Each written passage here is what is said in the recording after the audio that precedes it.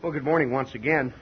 Brethren, one of the least understood truths of the Bible is the great overall purpose that God is working out. The fact that God is reproducing Himself. Just Genesis chapter 1 brings this out, as well as other things. We find in Genesis chapter 1 that in the beginning God created the heavens and the earth. We find as we come through the account that is given here in Genesis chapter 1 that, as it brings out, for instance, down in verse 21, that God created great whales and every living creature that moves, which the waters brought forth abundantly after their kind. And God saw that it was good, and He blessed them, and He said, "Be fruitful and multiply, and fill the waters and the seas, and let the fowl multiply in the earth." And in verse 24, God said, "Let the earth bring forth the living creature after his kind, cattle and creeping thing, and beast of the earth after his kind." And it was so. God made the beasts of the earth after his kind, and the cattle after their kind, and everything that creeps upon the earth after his kind, and God saw that it was good. God made the animals. He made all of the land creatures. He made the fish of the sea and the birds of the air. And He made all of these creatures to reproduce after their kind. There's no room here for evolution. The birds didn't evolve into, fish didn't evolve into, into birds, or dinosaurs didn't evolve into birds. Fish didn't evolve into land animals, and mice or little ferret-like creatures didn't evolve into monkeys, and monkeys didn't evolve into people. Absolutely ridiculous. There's no way that you can square an idea like that, either with the laws of science or with the account that is given right here. God created the various kinds of animals, and they reproduce after their kind. Now, there is variety within a kind. There are a lot of dogs. There are big dogs, little dogs, shaggy dogs, short-haired dogs, all sorts of dogs, but they're dogs. And if you've got a dog that's expecting a litter, you know it's a litter of puppies. You're not wondering, if one of them's going to be a cat. They reproduce after their kind. Now, there's variety within that kind. And I think we understand that. But God created all of these creatures, and He said, let them bring forth after their kind. And this was good. But verse 26, God said, "Let us make man in our image, after our likeness, and let them have dominion over the fish of the sea, and over the fowl of the air, and over the cattle, and over all the earth, and over every creeping thing that creeps upon the earth." So God created man in His own image. In the image of God created He him, male and female created He them. Now, several things we see. God made the animals to reproduce after their kind. But now in verse 26, God said, let us, showing the fact that more than one being constitutes God. Let us make man in our image, after our likeness. Now that, of course, is made plain. I think we understand it. You go back to John chapter 1, and we find that in the beginning was the Word, and the Word was with God, and the Word was God. The same was in the beginning with God, the one that we know as Jesus Christ, and the one that we know as God the Father. And they said, let us make man in our image. Let us make man not after the animal kind, not after the bird kind, or the fish kind, or the monkey kind, but let us make man in our image, after our likeness. So man was made after the God kind, but not made with the power that God has, and not made of what God consists. God is spirit, and man was made of matter. He was given an outward form and shape, and he was given a potential. God set something in mankind that set him apart from the animals. God placed a spirit within man, a spirit in man, that enables man to the mind of man to function on a level far above any sort of animal. Oh, you can train and teach animals to do various things, and animals can learn. They can develop a conditioned response. A monkey can find a stick to knock a banana down out of a tree. Animals can figure things out. Dogs can figure how to get over a fence by climbing up on something and getting over, or digging under, or all sorts of things. They can, in that very limited sense, but in terms of functioning on a human level, not at all. So God said, let us make man in our image. God is in the process of reproducing Himself. And we have gone through many of these things, and it's not my purpose this morning to go through and to focus in on all of that aspect. But I want us to get an overview to begin with of understanding that we are part of a great plan and purpose. That God is reproducing Himself. Now let's notice the commission that God gave to man. Let's notice the mandate or the responsibility that God delegated to man. He said, let's make man in our image after our likeness, and let them have dominion. The first thing He said was man is to exercise dominion, rulership. Let them have dominion over the fish of the sea and over the fowl of the air and over the cattle and over all the earth. Well, that takes in pretty well everything, doesn't it? If you take in all the living creatures and over all the earth. So God told man to exercise dominion. He said God created man in His own image. In the image of God created He him. Male and female created He them. So this rulership, this dominion, was not simply limited to the male of the species. God created man in His own image, man in the generic sense, male and female. And God blessed them. And God said unto them, be fruitful and multiply, and replenish the earth and subdue it, and have dominion over the fish of the sea and the fowl of the air and over every living thing that moves upon the earth. God said, you are to have dominion and you are to subdue. You're to have dominion, you are to subdue. Now, if we come on down, we have in chapter 2 a more detailed account of the creation. We find, of course, that really the chapter 1, the break from chapter 1, is really after verse 3 of chapter 2. The first 3 verses of chapter 2 would most logically be the ending of chapter 1, because that's where we're going through the day-by-day accounts. You know, the chapter endings or the chapter divisions were added in by men later. This was not the original text, just flowed straight through. Human beings added in the chapter and verse divisions simply as a means of being able to more efficiently find sections of Scripture. Because after verse 3 here of Genesis 2, we have the Sabbath, and then in verse 4 of chapter 2, we pick up a more detailed story that focuses in on one aspect of what had been told earlier in Genesis 1. We find that God planted a garden, and we find that in verse 7 it talks about that He formed man of the dust of the ground, breathed into his nostrils the breath of life. The man became a living being. And God planted this garden eastward in Eden, and there He put the man whom He had formed. And as we come on down in verse 15, the eternal God took the man, put him into the Garden of Eden to dress it and to keep it.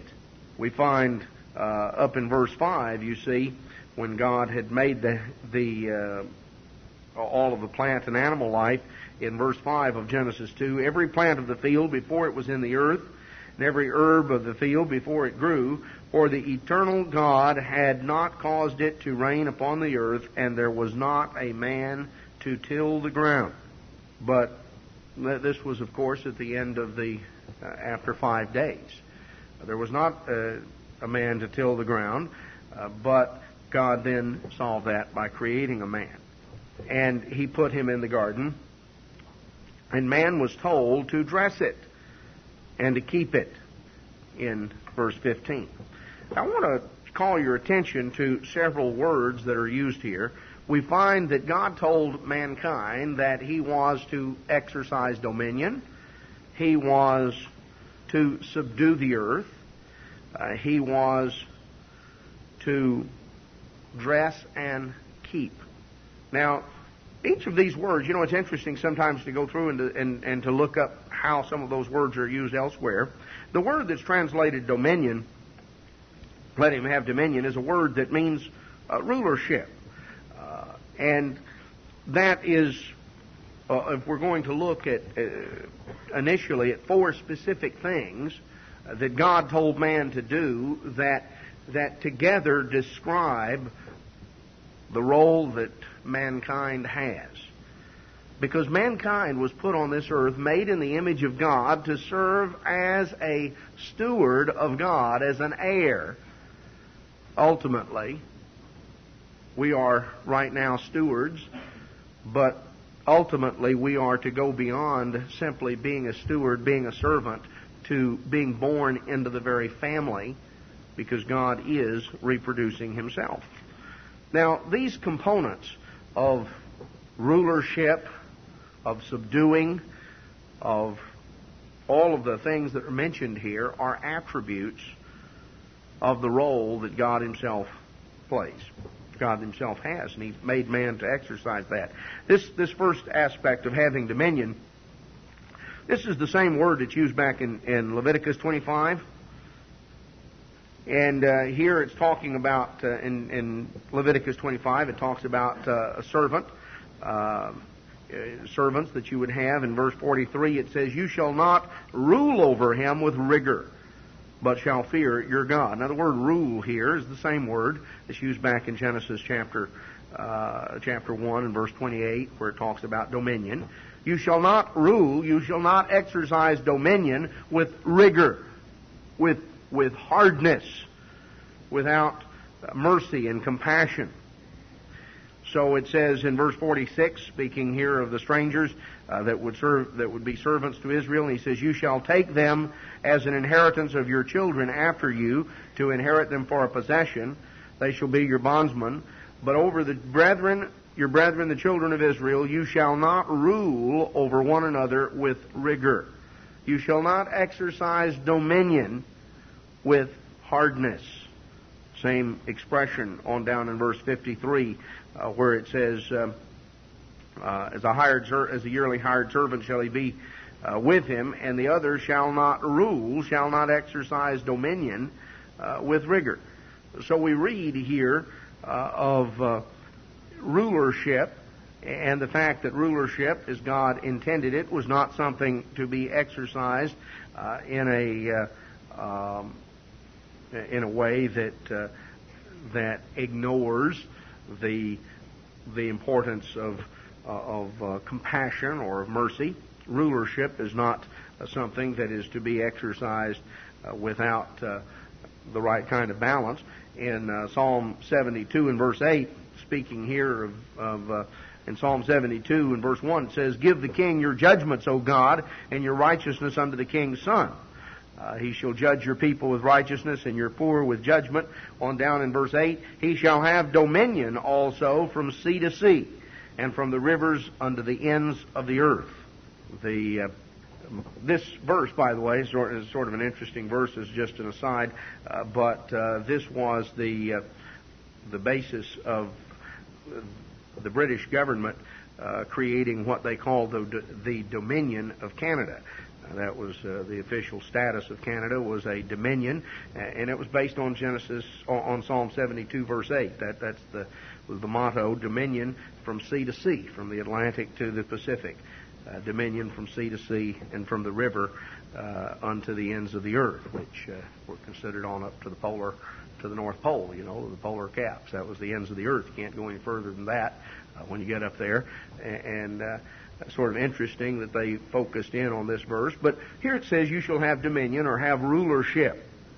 The point that I'm making is that the first mandate that God gave man was a mandate of rulership. It involved rulership. It involved exercising rulership.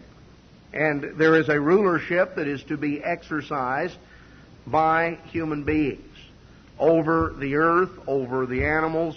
That's not something that's wrong. You know, there's all sorts of ideas around these days, and you realize, you know, some people go overboard in a variety of ways. Some sort of rape and pillage the earth and turn a forest into a desert, and there are others that go to the opposite extreme and are ready to shut down anything. You know, what was the farmer that some overzealous fellow from the Environmental Protection Agency got after him because when he tilled up his field, he destroyed the habitat of some little rat that happened to have a nest there. You know, ridiculous. You know, what was, of course, you know, if you've ever plowed up anything, well, there's something that you disturbed, you know. You could sit back and not disturb the ground.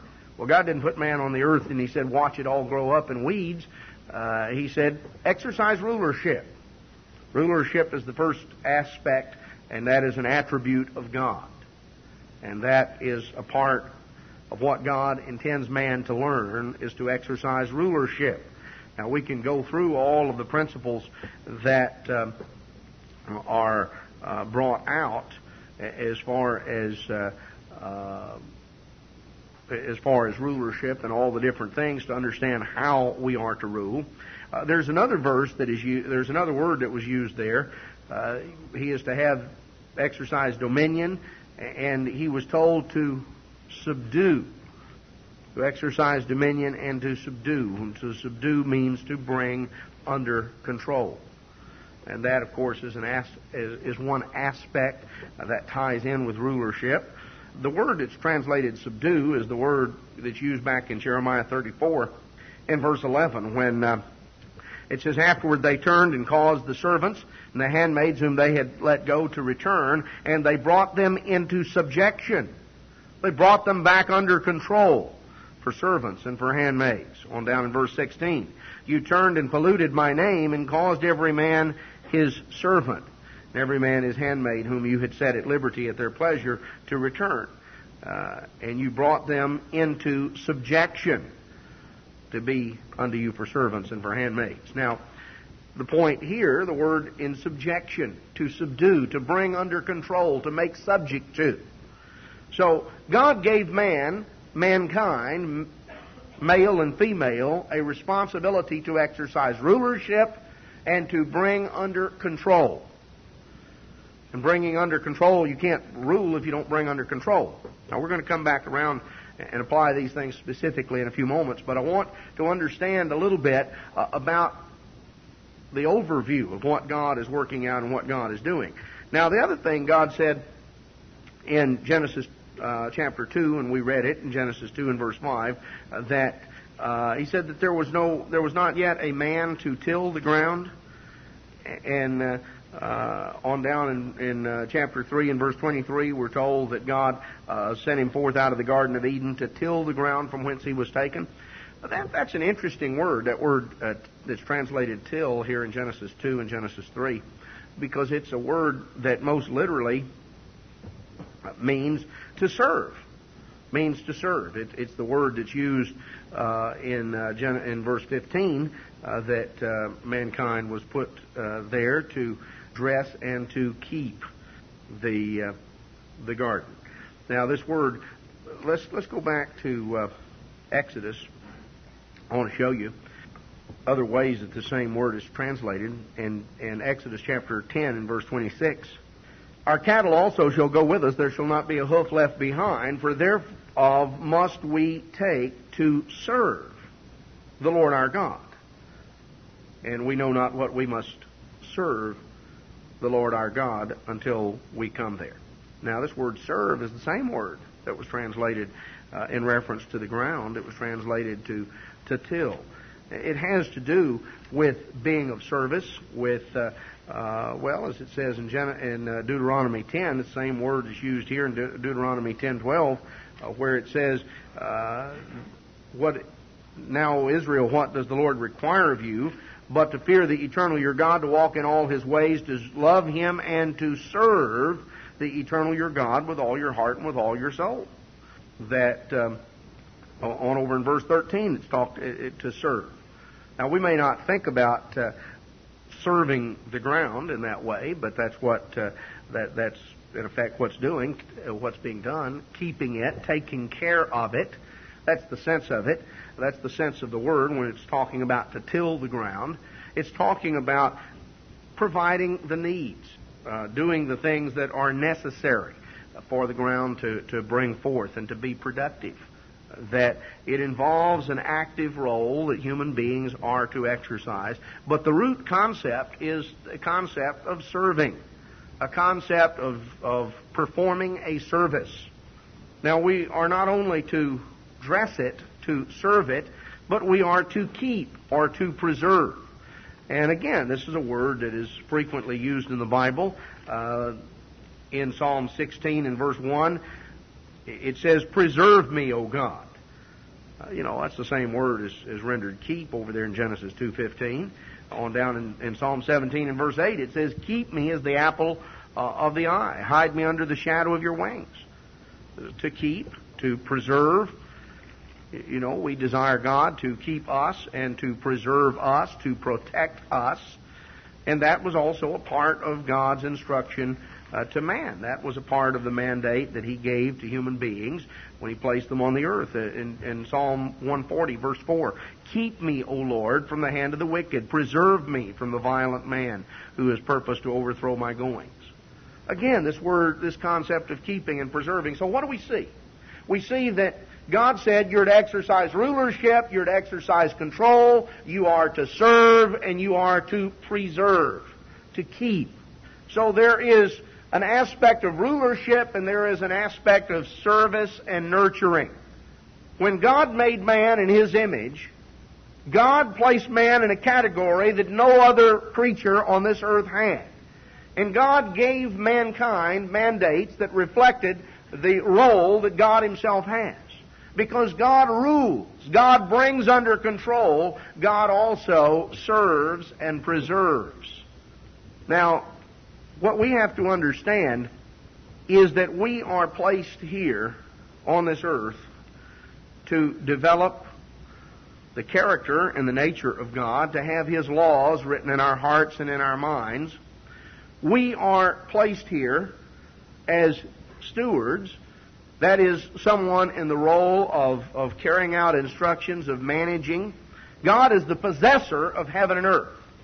Mankind is placed here to exercise rulership, to exercise control, which puts us in the role of managing that which belongs to someone else. Because we are not yet the inheritors of everything here. It all belongs to God, and we are the heirs. God ultimately intends that we will inherit the earth. But you and I have not inherited it yet. We are here, and it is God's.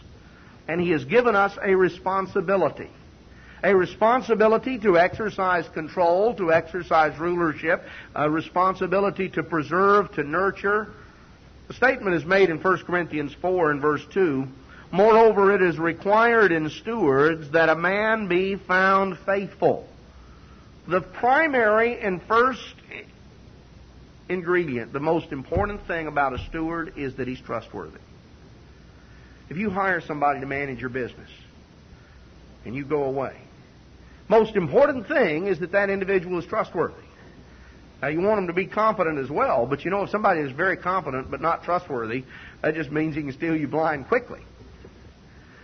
You want it is very important that faithfulness is there, that someone can be trusted. If you leave someone in charge of something, you delegate something to someone, you give them a responsibility, and you leave them there to carry it out, being found faithful, being able to be trusted is of paramount importance. we understand that we have all been given rulership. That's what God says. And it applies to mankind. Male and female made He them. In the image of God made He them. God gave the responsibility to rule, to bring under control, to nurture and to preserve, and faithfulness is a great and important aspect. Are we learning to be faithful stewards? In all aspects of our lives, to what extent are we fulfilling the mandates that God has given us? You see, these mandates apply to every aspect of our lives. It applies to the roles that we carry out. Jesus Christ gave the principle, and we read it last time in the sermon, that if we learn to be faithful with a little, we will be ultimately given rulership over much. Right now, we have, in whatever area of our lives, it's our family, it's our job, it's our home, it's whatever area of our lives that we have. Whatever aspects, whatever things that we have responsibility for, whether it's our little spot of the world. It may be, a certain acreage. It may be an apartment. It may be one room. It may be our responsibilities on a job. It may be involving sometimes other people that we have responsibility and control for. It may be a husband. It may be a wife. It may be parents. It may be in a wide variety of settings. But if we step back, and if we get an overview and we understand what it is that God is in the process of doing and what it is that we need to be in the process of learning, because we are ultimately to be inculcating into our lives, and we have all of the various specific things that we do that are ways to practice, whether it's at home in the setting of our family or whether it's on the job in our interaction with other people. It still comes back that God has given us responsibility to learn how to be faithful stewards, how to properly exercise rulership and control, how to properly serve and preserve and nurture. That it's not something that simply goes to one end or the other. If we are ultimately going to be a faithful, functioning part of the family of God, if we're going to inherit what God has for us, we need to understand that right now, this is the laboratory session. This is the opportunity to go through and to learn and to develop, to find ourselves in circumstances and to learn how to make proper choices and how to demonstrate faithful stewardship in whatever areas. Sometimes people look at something and they say, well, this is minor, this is trivial, this doesn't matter. We're setting patterns. We're developing habits and patterns of character. None of us have been perfect stewards. Sometimes it's due to ignorance. We didn't know, we didn't understand, we found ourselves in circumstances and situations, and we all have found ourselves in circumstances like that, that sometimes we learn through some of the experiences that we've gone through. Sometimes we learn from God's Word, but maybe we hadn't at that time. Maybe we hadn't, God hadn't called us. Maybe we didn't understand. Or maybe we were in the process of coming to understand some things. So, we make choices and we make decisions. What's crucial is that we step back, that we examine ourselves. We understand that God has made us in His image, after His likeness, has placed us on this earth, that we might learn to properly rule and bring under control that for which we are responsible. That we might learn to serve, to preserve, to protect, to nurture that for which we are responsible. And that both go together. If you eliminate one half, then you go to an extreme. If somebody is concentrating on, I'm going to rule, I'm going to subdue. God says, exercise dominion. Well, the world's been filled with tyrants and despots that exercise dominion. Boy, they understood to exercise dominion. That meant I'm in control. And there have been people that have been good at exercising control. I say good at it. They've been effective. The world has been filled with some of these dictators that have exercised great control over the populace. They've controlled all sorts of things. But they haven't served. They haven't nurtured. They haven't preserved. There have been others who've gone to the other extreme. And they want to help, and they want to serve, and they want to do, and to nurture, to serve and to cause to grow. But by failing to exercise dominion, by failing to exercise rulership and control, they wound up with weeds. They wound up with something that became overgrown and was not productive. We are to dress and to keep. We are to preserve, to protect, to rule, to bring under control, to nurture. It involves an approach to life, and it ought to involve an underlying approach in our families and on our jobs and in every aspect of life that we have endeavor. It's something that we want to use as a basis for stepping back and looking at ourselves and how well we're carrying out and functioning in the roles that God has assigned us. Both aspects are there. If you take the example of a family, there are people who allow things to get out of control, and they may have love, and they may have consideration, and they may have compassion, and they may have many right and good feelings. But if they don't exercise rulership, if they don't exercise control, they wind up with a catastrophe. If they just exercise control and they're rigid in what they do, either one creates an environment in the home that's not conducive to growth. A healthy environment. What is a healthy environment? Well, a healthy environment in any context, a healthy environment in agriculture, it's an environment that is conducive to growth and maturity. If you create a healthy environment, a healthy growing environment, this is where a plant, an animal, a person, it's where in any situation, in whatever context, whether you're talking about a family context or whether you're talking about agriculture, where growth takes place and it's healthy, that means it matures, it develops, it reaches its potential, it bears fruit that is useful, that is healthy, that is the object, the purpose of why it exists. If you're talking about wheat, well, to produce healthy grains of wheat, that's why the wheat exists. That's why the plant exists. That's why it's there. Human beings are ultimately to bring forth fruit as well, and that fruit is is listed back in Galatians. You see, we are to develop, and if we properly exercise our mandates, the God-given mandates that we have as human beings, then the environment that we have responsibility for will be a healthy, growing environment. There are two extremes. Neither one produce good growth.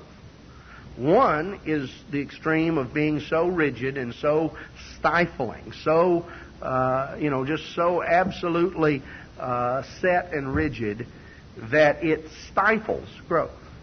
There's no real development that can take place because it distorts growth. It's like if you band a tree and the tree becomes distorted.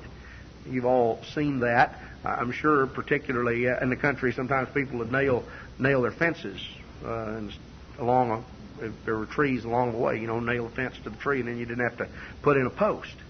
Well, what happens over a period of time? That tree tries to grow over the wire, and sometimes you can pass along, where an old fence line has been. You can see, barbed wire sticking out of both sides of the tree where it's grown over it.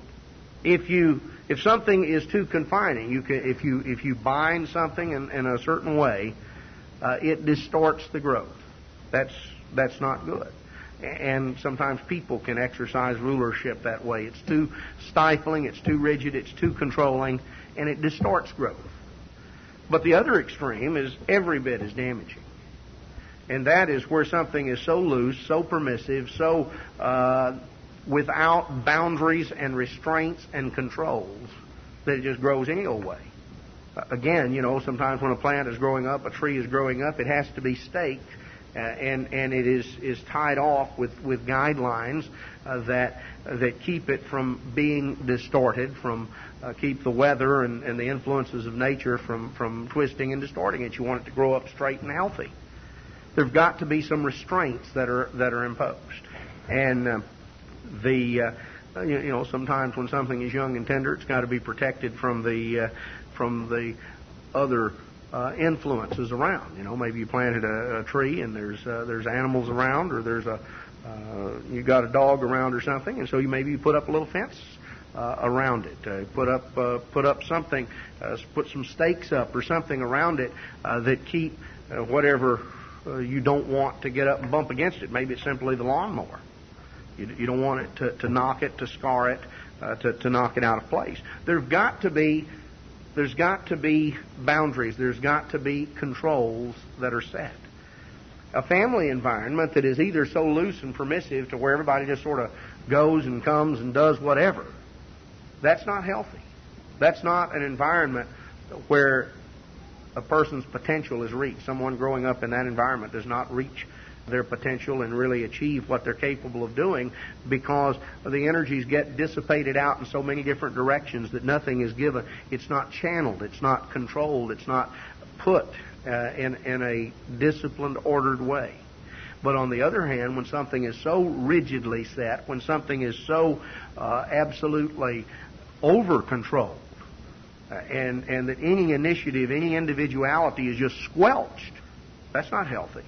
Neither is healthy. You see, to emphasize rulership and control, or to emphasize simply serving and helping and preserving, to emphasize one and not the other is to lend toward distortion. God gave mankind mandates that involve both. And then God set roles in human society, because God created male and female. He created man. He created him male and female. He created Adam and Eve, two human beings. And God established roles. Now, society distorts those roles. Society has devalued these roles and has distorted the value of the roles that God has given to men and women, because it is only by properly appreciating the roles that God has established, the values that God has established, if we understand why we understand the mandates that God has given us as a basic approach, we realize that we are in training to inherit from God, the Lord High God, the possessor of heaven and earth. And that God is giving us the responsibility of learning to be faithful stewards, of learning to properly exercise His government with proper control and with proper compassion, to exercise and to develop that balance that we might ultimately inherit in His family and have rulership over the universe. Because those sections of Scripture that we've made reference to are discussed back in the book of Hebrews, back in the book of Hebrews, that in chapter 2. Hebrews 2 verse 5, it says, "Unto the angels has He not put in subjection the world to come whereof we speak. But one in a certain place testified, saying, What is man, that you're mindful of him? Or the Son of Man, that you visit him? You made him a little lower than the angels. You made him temporarily lower than the angels. You crowned him with glory and honor, and did set him over the work of your hands. You have put all things in subjection under his feet. For in that he put all in subjection under him, he left nothing that is not put under him. But now we see not yet all things put under him." We do see Jesus, who was made also temporarily lower than the angels, for the suffering of death. We see him now crowned with glory and honor, that by the grace of God he should taste death for every man. It became him for whom are all things and by whom are all things, in bringing many sons unto glory, to make the captain of their salvation perfect through sufferings.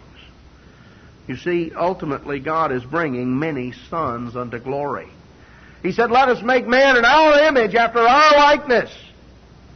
I want man to learn to be like me. So I'm giving him a mandate to exercise rulership and dominion. I'm also giving him a responsibility to preserve, to keep, to dress, to preserve, to nurture, to serve. So he is to serve the environment, and he is to rule the environment. He is to exercise both control and preservation.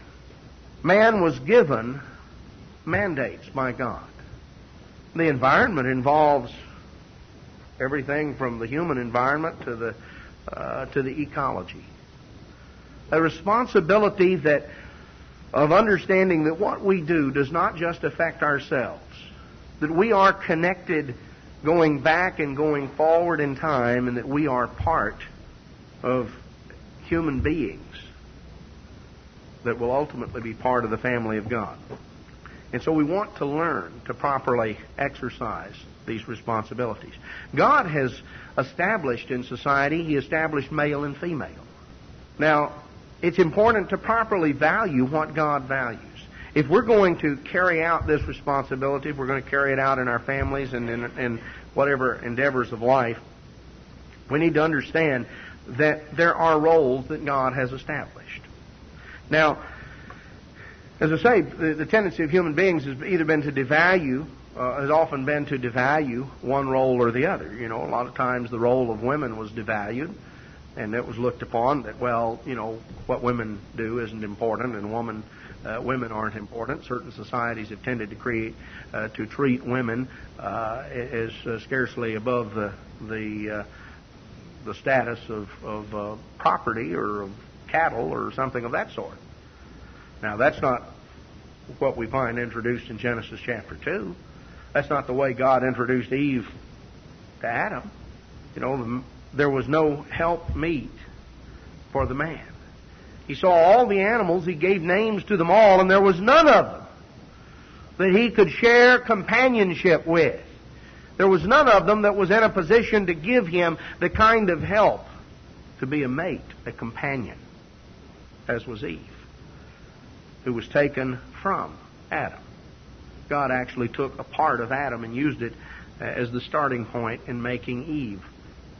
You know, what's he doing? He's fathering children, which is, you know, sort of like a dog or a bull or something. He's not raising the children. He's not providing for the children.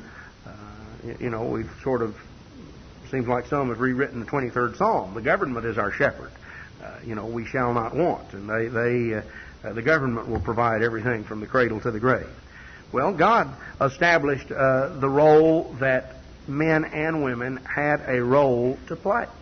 Now, God didn't want them trying to play one another's role. You know, He didn't want either role devalued, and He didn't want a blending to where saying, well, there's no difference in the roles. You know, back in Genesis, or in Deuteronomy chapter 22 and verse 5, we're told, the woman shall not wear that which pertains unto a man, neither shall a man put on a woman's garment, for all that do so are abomination unto the eternal your God. Now, why would God say something like that? Why was it important? Why is there anything wrong with unisex when it comes to let's say the matter of dressing? Why does God desire that there be a clear masculine-feminine distinction right on down to the clothes we wear? You know, even a very fundamental, very basic distinction is laid out in 1 Corinthians 11, where the Apostle Paul, because of evidently certain problems that existed in the Corinthian church, had to address certain things. And he says in 1 Corinthians 11 and verse 1, "Be you followers of me, even as I also am of Christ. Now I praise you, brethren, that you remember me in all things and keep the ordinances." Keep the traditions that I delivered. "For I would have you to know that the head of every man is Christ. The head of the woman is the man. The head of Christ is God." So there are roles, there's structure. Every man praying or prophesying, having his head covered, dishonors his head. Now who is his head? Well, that's Christ. That's what it says in verse 3. Covering, having his head, his physical head, covered. Now what is that talking about? Well, let's come on down just a little bit and we'll see. Every woman that prays or prophesies with her head uncovered dishonors her head. For it's even all one as if she were shaven. And if a woman be not covered, let her also be shorn. If it's a shame for a woman to be shorn or shaven, let her be covered. For a man indeed ought not to cover his head, for as much as he is the image and glory of God, but the woman is the glory of the man. Now, as we come on down, it brings out that in verse 13, "Judge you in yourselves. Is it comely? Is it appropriate that a woman pray unto God uncovered? Does not even nature itself teach you that if a man have long hair, it's a shame unto him, but if a woman have long hair, it is a glory to her, for her hair is given her for a covering." See, it's not talking about wearing a veil. It's not talking about wearing a hat. You know, certain religions have seized one or two of these verses and they say, well, you see, you can't. Women ought to wear hats in church, or they ought to wear veils. Some of you came out of that. Well, that's not what it's talking about. It didn't say her hat is given to her for a covering, or a veil is given to her for a covering. It says that God designed something right into the way that men and women present themselves, that there's to be a distinction even in terms of the way in which we wear our hair. That if a woman has long hair, it's a glory to her. Her hair is given her for a covering, and a man is to have, if a man has long hair, it's a shame to him.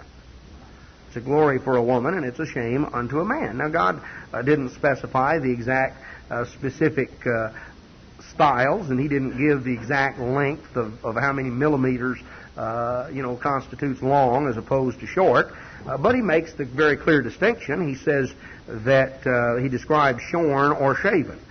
Shorn is, cropped off or clipped off in a short or a masculine manner. Shaven, of course, is just peel bald. The distinction is that a man's hair ought to be short enough not to cover his head, and a woman's hair ought to be long enough to cover her head. That's what it uses the expression here in verses 3 and 4, talking about being covered or uncovered. Now, I think we can understand that, that basically there is a softer, more flowing, feminine look to a woman's hair. It's long enough to provide a covering to her head, and a man's hair is short enough or clipped to the point that basically it reveals the shape of his head, and it's not something that flows down and covers. Now that's a very physical matter, but it was important enough that Paul had to address the issue in Corinth, because the Greeks tended to go to extremes in some of those things and didn't properly value the distinctions that God had set. We, by the way we present ourselves physically, demonstrate to God whether or not we properly accept and appreciate the role that God has established for us. Now, understand that these roles are both, the male and the female role, are both of great value in God's sight. See, they both roles deserve honor. In Ephesians chapter 6, in verse 1, it says, "Children, obey your parents in the Lord, for this is right. Honor your father and your mother, which is the first commandment with promise." Now, He didn't say just honor your father. He said, honor your father and mother, which is the first commandment with promise. that it may be well with you, that you may live long upon the earth. Now, that, of course, is quoted from Exodus 20. It's quoted from the Ten Commandments, the fifth commandment. Honor your father and your mother. So honor is due to both the father and the mother. Now, he says this is the first commandment with promise because this is the commandment that sets the stage for everything else. It's the first commandment a child can learn. It's the very first commandment that a child is able to keep. A little child, a little small child, can learn to keep that commandment in a way that, thou shalt not commit adultery or thou shalt not murder. A child can't relate to those in nearly the personal way, or don't make an idol, or even have no other gods before the true God. A little child doesn't start with those commandments, really grasping and understanding those things. But the first commandment, and it holds out the promise for everything else. The first commandment that a child is capable of learning is how to show honor and respect to his father and his mother. And you see, respect is the basis by which a society will hold together and function. God lays great importance on the value of respect. Respect that ought to be extended to our parents, because they're in the role of God to us. As a little child, they're our life giver, they're our protector, our preserver, our provider. They're in the role of God.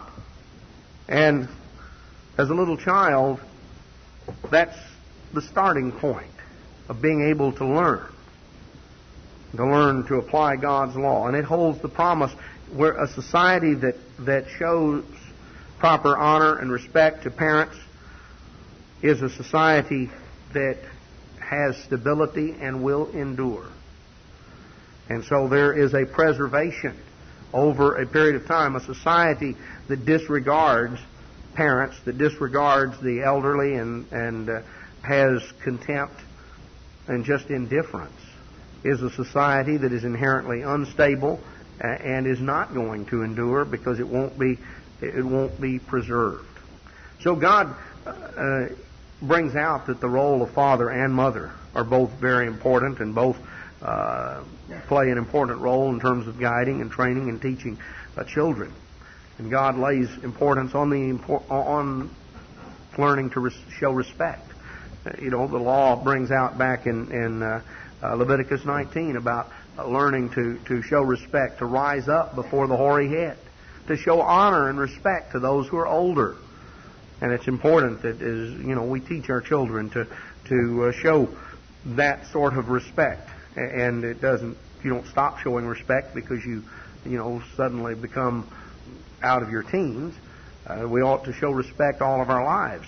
But there's a special respect that we would show to those who are older, those who are, let's say, of the generation of our parents, that there is a respect to which they are due, of recognizing a respect for age, a respect for office and position. We're told to show honor to the king, to show honor and respect to those who are in positions of rulership.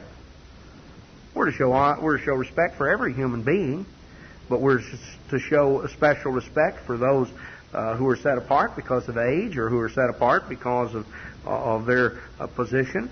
That we're to respect that and to honor that, to realize that God establishes a structure in that's the way that God intends things be, that there is structure that's established right on down in the family. And so if we're going to be able to function, we have to learn to function in the context of showing proper honor and respect. Now we find in Proverbs chapter 1, in verse 8, he says, "My son, hear the instruction of your father, and forsake not the law of your mother." This word instruction in verse 8 is a word that would probably more literally be rendered discipline. The discipline of your father. Forsake not the law, the Torah, the overall way of your mother. So it has to do with the father providing guidelines, with the mother providing a teaching. So we see right here that the father and mother were intended to share the role of teaching, of guiding, and of helping their children, of exercising the mandates that God had given, each in the setting of the role that God has established, the masculine role, the feminine role that God has established as the basis of society. God has not intended that there only be one role and that women try to act like men and become masculine. And He didn't intend that men should become effeminate and try to act like women. But rather, God created two distinct roles that complement one another and that both are vitally important. God does not denigrate one and exalt the other. They are both vitally important. In Proverbs 31, speaking of the virtuous woman whose price is far above rubies, who is in that way priceless, God says, how valuable, what kind of value does God place on the role of a woman? Well, if she's virtuous, God says that the value is beyond calculation. Notice what He says in verse 26 of Proverbs 31. He says, she opens her mouth with wisdom, and in her tongue is the law of kindness. God didn't say that He made women of lower intelligence, or that the woman was not capable of being a source of wise counsel to her husband or to her children. It says she opens her mouth with wisdom, and her tongue is the law of kindness. She looks well to the ways of her household, eats not the bread of idleness, and the result, her children will rise up and call her blessed.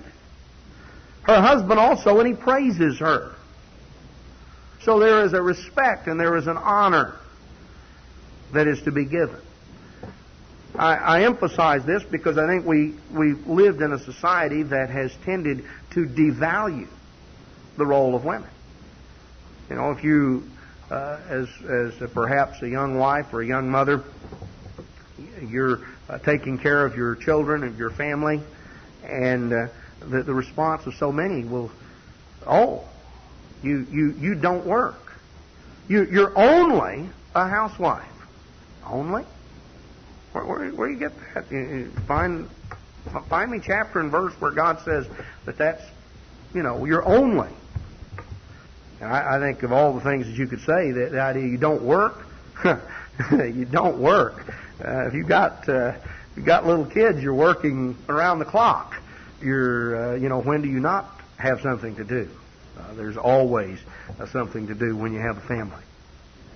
And I think that, we realize that. But so often our society wants to place the wrong sort of value. The value of your role is, in our society, directly tied in with the size of the check. And if you don't bring home any check, then obviously whatever you do has no importance. If you bring home a low check, then it has low importance. Well, I think it's important that we not buy into the false concept that society tries to produce. Because society is disintegrating. Society places low value on a lot of things that God says are of great value, and society places great value on things that God says are trash. Things that are going to pass away. See, God has created us, we're not the happenstance of chance or blind evolution. We're the product of intelligent forethought, of planning and of purpose. We were created for a purpose. We were specifically created male and female. That's a part of the plan, of the purpose of God. We have value because God has attached value. God has assigned different roles to male and female, and He wants us to value and to reflect our acceptance and our appreciation of those roles in the way that we present ourselves before Him. Right on down to the way that we physically groom ourselves, that we demonstrate to God our acceptance and our appreciation of the roles that He has set. But we should not approach that from a standpoint of thinking that one role is important and the other is trivial. Because God does not trivialize either the role of the woman or the role of the man. They are each roles that complement the other and are of great value. And that's important for us to have. And there are opportunities for both men and women to exercise the same mandates of exercising rulership and control, of nurturing and preserving and protecting and serving. You know, those fit in both the masculine and the feminine sphere of life. It carries through in any aspect. You know, it's can carry through in the home of trying to exercise a rulership and control, to bring the home under control, even just physically, in terms of making it a pleasant environment, making it an environment that the family is going to want to spend time in. It carries through into child rearing, of exercising control, of exercising proper guidelines, setting those guidelines, of bringing under control, not letting things just go in an uncontrolled fashion, but realize that it's not just lining out in rigid control, but there is the aspect of serving and of nurturing, of preserving, of enhancing in a serving way. So all of it carries through.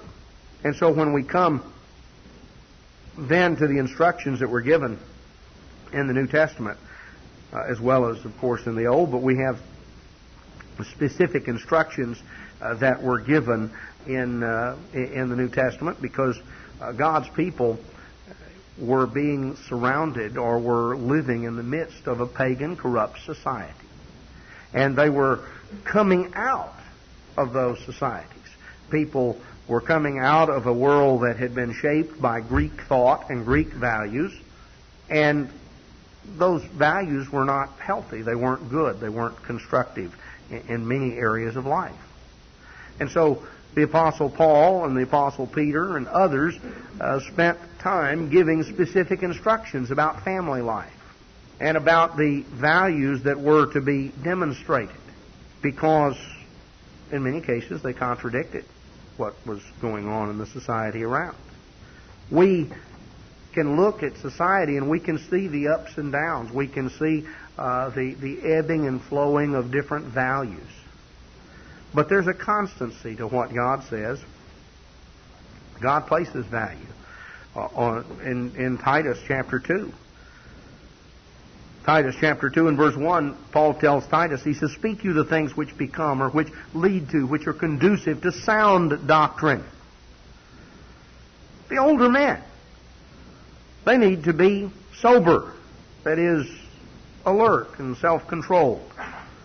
They need to be grave and temperate, which just basically means to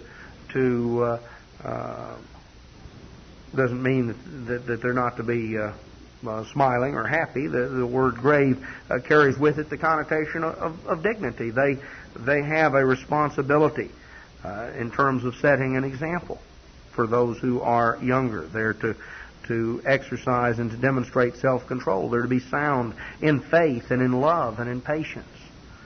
You know, they've learned certain lessons of life, and they need to set an example, those who are older, that those who are younger can look to it. The older women, likewise. Also, the older women have a responsibility to set an example just like the older men. They need to be in behavior as becomes holiness. They need to reflect holiness. They need to reflect the attributes and the characteristics of holy women, of women of God.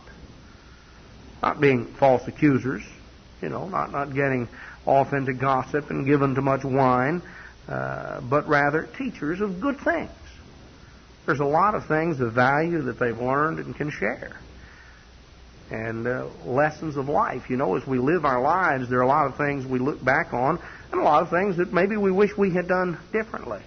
Well, if we can learn from those who are older and those who've gone through other experiences, we don't have to remake every set of mistakes.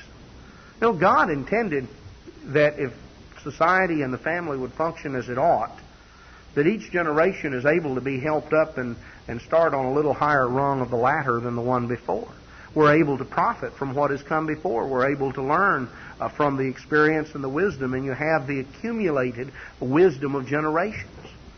Can you imagine in the world to come, at the end of 1,000 years of society building instead of tearing down, of a family being able to help in one generation learning from the generation to come, preceding it, and therefore being able to maybe start the next generation a little higher up the ladder, on a little higher rung.